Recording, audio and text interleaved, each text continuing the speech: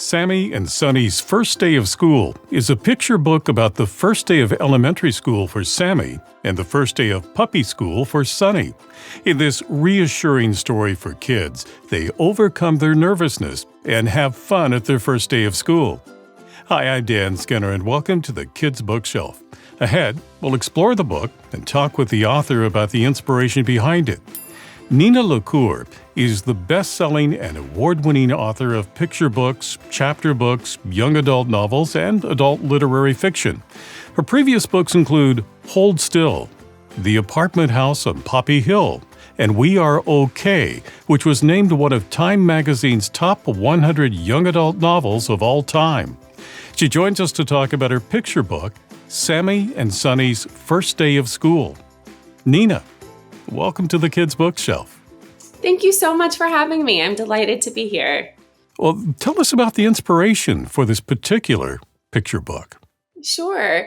I have a daughter who is now 12, but when I came up with this book, she was a lot younger, and she was starting a new school at the same time as our family dog, Luca, was starting puppy kindergarten. And they actually coincided where it was on the exact same day that the two of them had their first day of school. And so it just felt like this kind of magical, humorous moment. You know, of course, dog school is not really the same as kids school, but we were all packed up in the car, and we were taking our daughter Juliet to her school and our puppy Luca to her school. And it just felt kind of meant to be a picture book. And it made me think about, you know, all of the nerves that go along with the first day of school for people. And that also dogs don't know what they're getting into when they arrive at a new place. And I thought that it would just be a really kind of reassuring and funny and sweet idea for little kids as they're getting ready to embark on a new adventure. So based on that real life instance, you have the story of Sammy and Sonny, Sammy being the child and Sonny being the dog, that are both going off to their first day of school. So can you read a small portion of the book to give us a taste of what readers are going to find here? I would love to. I'm going to read from a few pages into the book. So this is once Sammy and Sonny have found themselves in their respective schools. The bell rang and Sammy felt nervous. She wondered if Sonny was feeling nervous too. He was. Ow! But soon they were in their cozy classrooms and their teachers were saying hello. I'm Mrs. Lim.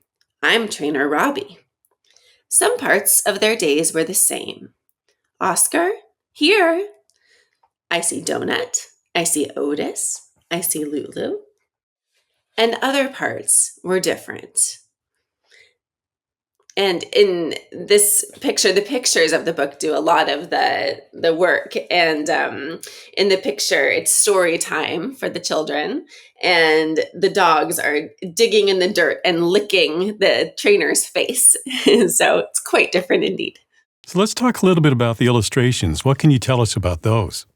Well, Elizabeth Lilly is the illustrator. I love her work, and I knew that she would just be a perfect fit for this book because her drawings have this kind of whimsical, loose, humorous feeling to them. They're incredibly sweet, but they're also very, very funny and not too perfect. And I really love that style, especially for a kid's book.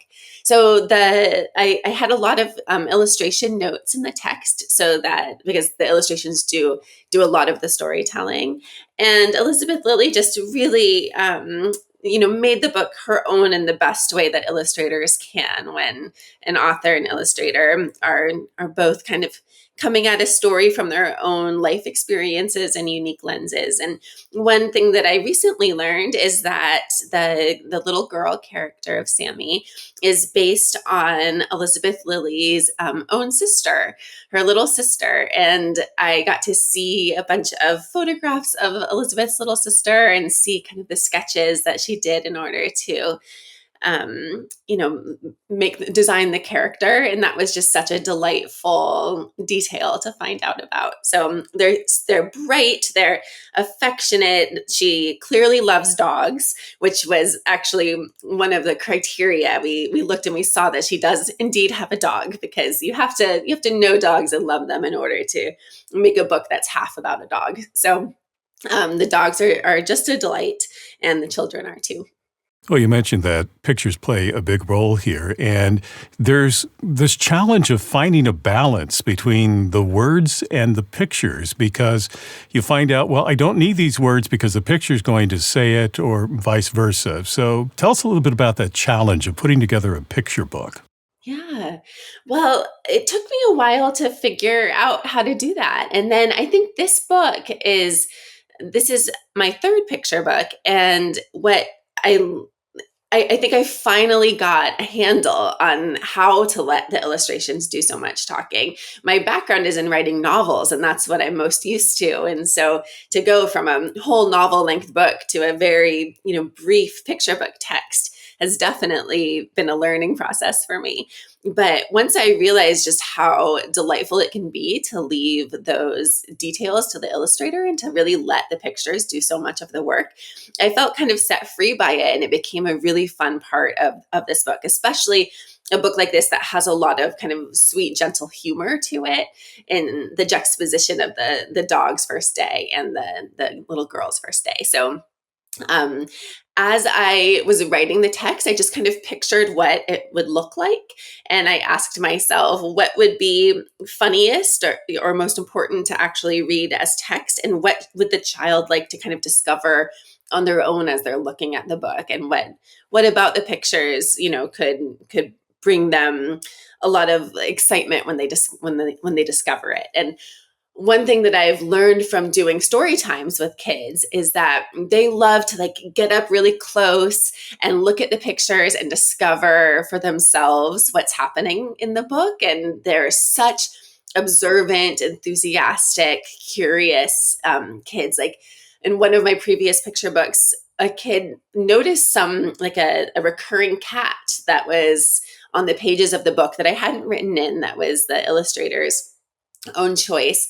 And it was so wonderful that the cat was there. And then ever since then, whenever I read it, we look for the cat. So for Sammy and Sunny, I wanted to kind of give the same sort of opportunity to kids, where they might, find a little dog, for example, that they are most interested in, and then follow that dog, scene to scene, and see what that dog is doing.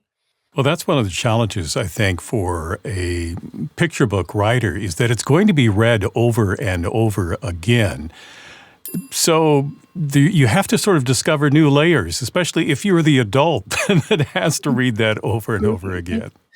Yes. Yeah, absolutely. I mean, there's nothing worse, speaking from the perspective of a parent, there's nothing worse than your kid falling in love with a book that you can't stand reading. So, yeah, I mean, I guess I try to make it compelling and have enough kind of heart and humor that the parent will enjoy reading it, or the adult in the kid's life will enjoy it, and then enough to look at and engage with, that the kid will keep finding things. And it's so special, that routine, when you get to keep reading a book over and over again with a child, and what that can mean. And especially when kids are going through a big change, like a first day of school, to have something like that as a touchstone can just be so reassuring, to read the book, leading up to this big first day and then afterwards. And something that was important to me about this book, in terms of just like what the child would get from it, is that it shows the whole arc of a school day. So I think so many kids are so worried about going to school, and they're worried about, what's gonna, how will they get picked up? Like, will they come back home? It's so new. And so to be able to have the kids, have the book start with the girl getting ready and getting dressed in her first day of school outfit, and then, going to school, that first moment of leaving the parent and entering the classroom, and then the day of all these new adventures and people, and then getting picked up and coming back home and having a snack and talking about it. Like, I think reading that over and over again for a child will kind of help them understand about the whole arc, and the kind of like just the nature, the routine, and the reassurance that they'll be back in their homes, before they know it. And Sammy describes what happened with her, but Sonny also describes in his own way what his day was like. Yes, he does. And a funny little behind the scenes moment for that is I actually had originally conceptualized Sunny giving this great surprise monologue about what happened at school. And my editor kind of had to pull me back from letting him talk. And I love that she did, because I really like the idea of Sunny communicating in his best possible way with all of those like great puppy movements and sounds, what his day might have been like. And if you have ever had a puppy around, they are full of so much energy and so much kind of expressiveness. And it was fun to think about a dog character who would do those things. And it's primarily about that first day of school, but there is a surprise twist at the end of the book about the second day of school. There is. Yes. So, I always love a picture book with a surprise at the end. I think having just some sort of element at the end of a story that can be a genuine surprise the first time and then continue to be funny and delightful on rereads can be fun. And so at the end of Sammy and Sunny's first day of school, we realize, there's been so much emphasis on this first day and what it will be like. And Sammy asks what happens on the second day of school. And then we have a page of just illustration. And the two have switched places. So we see Sunny the dog in kids' school with all of Sammy's new friends, and Sammy the girl in puppy school just loving on all these puppies and them, piling all over her. So it's just a funny kind of surprise ending for a kid and their grown-up reader.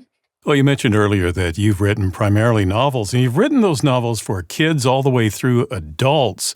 Yeah. So I'm wondering, since you are used to writing novels, what was the appeal of writing to this age group for a picture book, kids?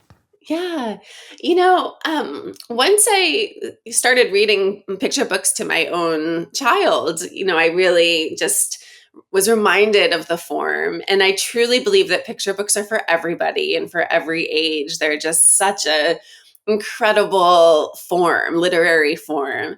And they're challenging. I still feel like I'm, getting my footing as a picture book writer. I feel like there's so much to learn about the form. And I think just the interplay between the illustration and the text, and then what the child or the adult reader brings to it, is so magical. And even though my kid is 12, we have shelves and shelves full of picture books, and we still collect them and we honor them in our family as, just one of our types of literature that we collect and read and admire. And it's just wonderful to be able to contribute, a few books to that tradition. I just love it so much. Well, you write so many different books for different audiences. What's next for you?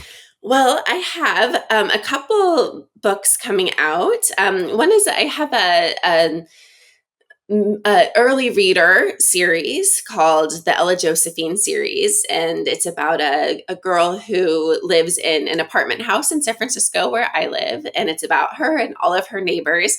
It's a really delightful elementary school aged series, and so the first two are out and the third will be coming out next year. And then I also have a new novel for adults that will be coming out later next year. And I have a new young adult novel on the horizon. It doesn't have a pub date yet, but it will be forthcoming. And that's been really fun to return to that as well. So I have lots of ages coming. The picture book is Sammy and Sunny's First Day of School by Nina LaCour. Nina, thank you for talking with me today. Thank you so much. It has been such a pleasure. I really appreciate it. If you'd like to purchase Sammy and Sonny's First Day of School, I've placed a link for you in the description below. If you enjoyed this conversation, please subscribe, like, and click on the bell so you know when I post new interviews. Meanwhile, here are 2 more books you might find interesting. Well, thank you for watching this edition of the Kids Bookshelf. I'm Dan Skinner. Until next time, keep sharing the gift of reading.